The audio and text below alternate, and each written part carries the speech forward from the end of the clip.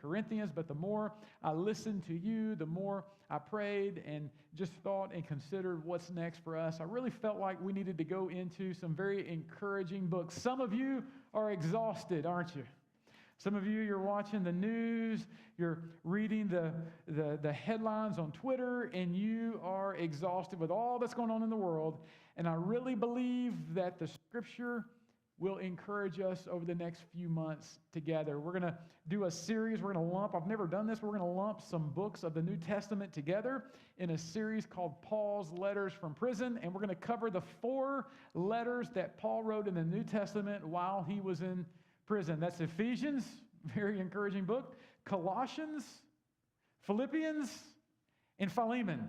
All 4 of those we're going to cover as a series together. So be praying for us.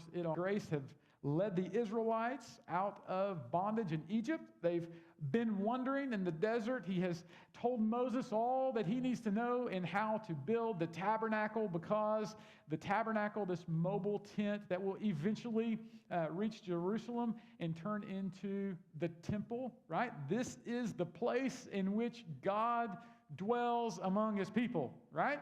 So we've been looking forward to God dwelling among his people as we've studied the book together. So this morning, as we pick up, if you'll remember with me, over the last couple of weeks, God's people have been so obedient and faithful to God, haven't they? I mean, that's the mark of the last few weeks together. Of course not. They've been terrible, right? They've been disobedient.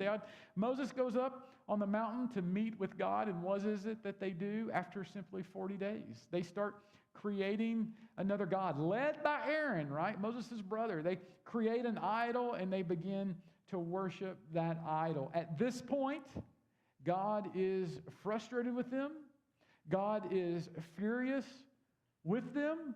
God is saying to them as we begin, I will not go with you any longer. I'm not going with you.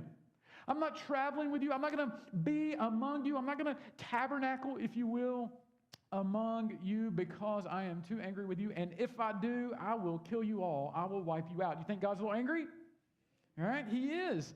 So the question for us this morning as we jump into the Scripture, I've been considering this question and really pondering it over this last week. It's a simple question. Is it even possible?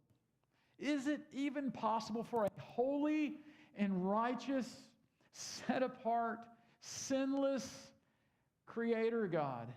Is it even possible for people like you and I, people like Israel, who are so sinful, affected by sin, living in this fleshly body, is it even possible for us to have intimacy with him?